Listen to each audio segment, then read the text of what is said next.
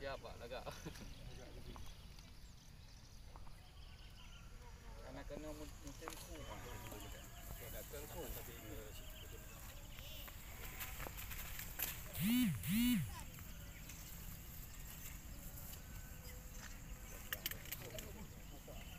Oke.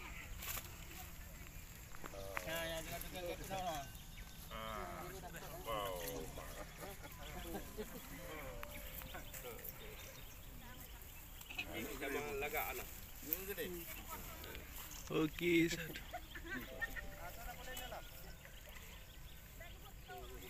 Kan masyarakat sangat produktif, sehingga lahan-lahan yang ada mereka bertani, dan hari ini kita lihat panen cabai, panen perdana yang di Nagaraya ini. Nah, ini mudah-mudahan menjadi semangat bagi daerah lain, bagi masyarakat lain, rakyat yang punya lahan-lahan untuk kita dorong, kita dukung untuk bertani. Nah, ini hasil karya kerja keras dari Teguh Raja Yordan, anaknya Pak TRK, Ketua Kemangan, anak muda, milenial. Jadi milenial bergairah untuk bertani. Ternyata hasilnya tidak kalah dengan orang hidup di kota. Gitu. Nah, dan ini menjadi tanggung jawab kita semuanya. Kita dukung akan supaya pertanian kita ini berjalan dengan baik. Anak muda tidak harus ke kota. Nah, di daerah masih cukup banyak lahan-lahannya yang bisa menghasilkan tidak kalah dengan hasil di kota. Ya Bu? Ya.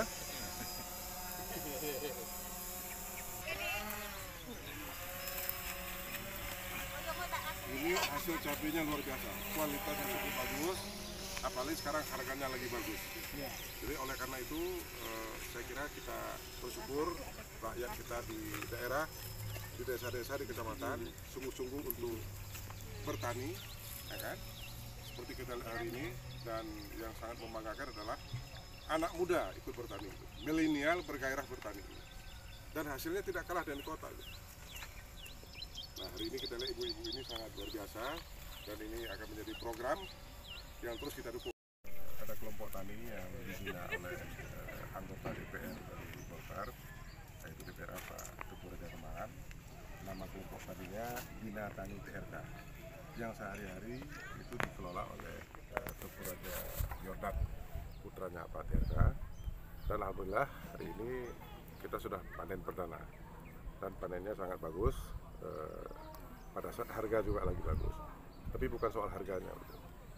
Nah, yang penting adalah kita memberdayakan lahan-lahan yang ada di daerah-daerah, kemudian melibatkan anak-anak muda dan masyarakat. Seperti kita lihat di belakang itu, ibu-ibu cukup banyak lagi memetik cabai. Jadi hari ini panen perdana cabai kelompok tani Bina TRK. Oke Pak, dari Golkar sendiri itu seperti yang tadi Bapak sampaikan, bahwasanya Pak TRK selesai reses dari sini, mereka beliau balik kembali ke Banda dan buat laporan. Apakah itu nanti bentuknya dalam program kerja kita bagi anggota-anggota lain? Gini, Ketua Umum kita ini kan Pak Airlangga Hartarto, yang juga Menteri Perekonomian. Di bawah beliau ini kan cukup banyak kementerian-kementerian yang menyangkut dengan pendapatan masyarakat, meningkatkan kesejahteraan masyarakat. Nah, sehingga kami di Aceh ini punya tanggung jawab. Tanggung jawabnya adalah setiap ada aspirasi masyarakat, baik itu di bidang perikanan atau di bidang perkebunan, hari ini di bidang pertanian misalnya. Nah, ini tanggung jawab kita dari Golkar untuk bersama-sama dengan rakyat mendorong masyarakat, mendukung masyarakat untuk bisa mencari nafkah di daerah masing-masing dengan memanfaatkan lahan-lahan yang ada. Pak, apakah ini akan menjadi proyeknya Golkar? Insya Allah, ini panen perdana ini khususnya hari ini cabai, ini akan menjadi pilot project yang nanti kami akan berusaha di daerah lain juga bisa melakukan yang sama, walaupun kita sesuaikan dengan potensi daerah masing-masing. Misalnya kalau di Takengon atau Aceh Tengah dan Muria itu kopi, pengurus-pengurus kita di sana termasuk anggota DPR dari Golkar di sana juga mendorong membina petani kopi. Bahkan pada saat-saat lagi sulit begini mereka aktif. Nah, kemudian di daerah lain ada sawit, nah juga begitu. Dan alhamdulillah hari ini kan harga sawit dan harga karet kan cukup baik. Ini mungkin selama ini ada lahan-lahan sawit yang tidak terawat. Sekarang petani-petaninya masyarakatnya sudah kembali merawat sawit dan karet karena harganya lagi bagus. Dan insya Allah Pak, melihat kondisi negara saat ini kan petani semua sudah mulai beralih ke sawit nih, tapi tiba-tiba Golkar masuk melakukan pembinaan mengajak masyarakat menanam cabai. Nah, ini apa sih motivasi sehingga kembali mengajak masyarakat untuk tanaman-tanaman yang pangan seperti ini? yang pertama begini, yang pertama kan tidak mungkin semuanya sawit. Tapi kita bersyukur berkat kerja keras Menko Perekonomian, harga sawit sudah mulai membaik. Bahkan kita sudah akan masuk ke B50. Jadi sawit kita ini tidak lagi bergantung kepada pasar internasional. Untuk dalam negeri saja mungkin ke depan kita nggak cukup. Dan ini akan meningkatkan sejahtera petani. Dan ini akan berlangsung. Nah hari ini Pak TLK melihat dengan kawan-kawan yang lain, kebutuhan kita kan bukan hanya sawit. Ada hortikultura sayur mayur, kemudian ada seperti cabai hari ini. Nah kita berharap Aceh ini dalam waktu yang tidak terlalu lama tidak lagi terlalu bergantung kepada luar Aceh untuk kebutuhan telur, peternakan, untuk kebutuhan ayam, pedaging, untuk kebutuhan sayur mayur. Kenapa mesti bergantung kepada daerah lain? Kita daerah sangat subur, kita daerah sangat luas. Ya kan begitu. Nah kita ingin mengambil peran supaya kita bisa memenuhi kebutuhan kita sendiri.